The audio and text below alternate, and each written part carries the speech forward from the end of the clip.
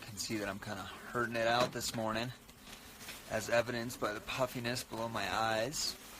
That facial swelling is all part of sort of the hypoxic effects of altitude. Pretty beautiful morning here, aside from my headache and my puffy ass eyes. So as AB and I kind of talked about, we've done this super fast acclimatization process, which has its ups and its downs. But the reality is I've had two really rough days. I feel great now, getting better, but last night I had kind of a scary night. I woke up with a really debilitating headache about midnight and had to deal with that, kind of monitor myself over the next few hours. But this morning I woke up feeling healthy like that guy, smiling, and my sats are in the mid-80s, so that feels pretty good. Right now Adrian and I are walking our gear up here, and that's the North Col there. You can actually see people, little dots there. Hi buddy. Hi. What are you doing at 21,500 feet with fleas? Today's all about just getting another 1,000 feet of elevation, making sure our body knows it needs to keep working, and carrying some weight up to the edge of the glacier. Where are we? We're at Crampon Point. Come up here, stash our stuff, and then go there. Tomorrow, we'll head all the way to North Col at 23,000 feet. We got really good news today from the Tibetan rope fixers. They went all the way to 8,300 meters yesterday, 27,000 feet, the highest camp on the mountain. That means basically all the teams on the mountain, 200 or so climbers, we can just get to work now, start stocking up at camps and acclimatizing with no holdups. Literally just an hour and 15 minutes out. Now we're running back down to ABC. So we're in bed early tonight. I don't even think it's 8 p.m. yet. Our goal tomorrow is our first trip to North Col, 23,000 feet, and the beginning of the real technical climbing on the mountain. But for those of you who have followed before, you know we have a team of meteorologists predicting weather for us when we're up here. And they've just given us a pretty significant caution that there's going to be really high winds the next 2.5 days. We'll show you tomorrow. We actually just spent some time adding ropes and huge rocks to tie down all our tents here. And we're just going to have to see what happens. Gear's all laid out. Coffee's been drunk. New boots are ready to go. Let's see if the wind will play nice enough. A few days ago, I would have blamed the way I look on the altitude. I'm just realizing I look like shit when I wake up. That's just it.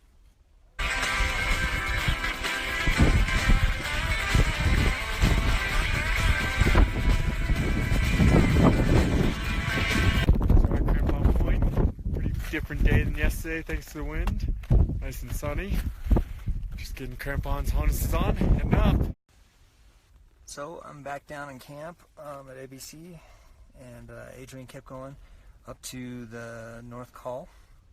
I had just a really rough morning. The numbers were fine, everything was fine, but I felt really weak this morning. These days for me totally suck, and they're super discouraging, and they fill me with all sorts of questions and self-doubt, and it's fucked up. But that's all part of the process for me. I'm always more stressed out, I'm always more in my head, and only time will tell.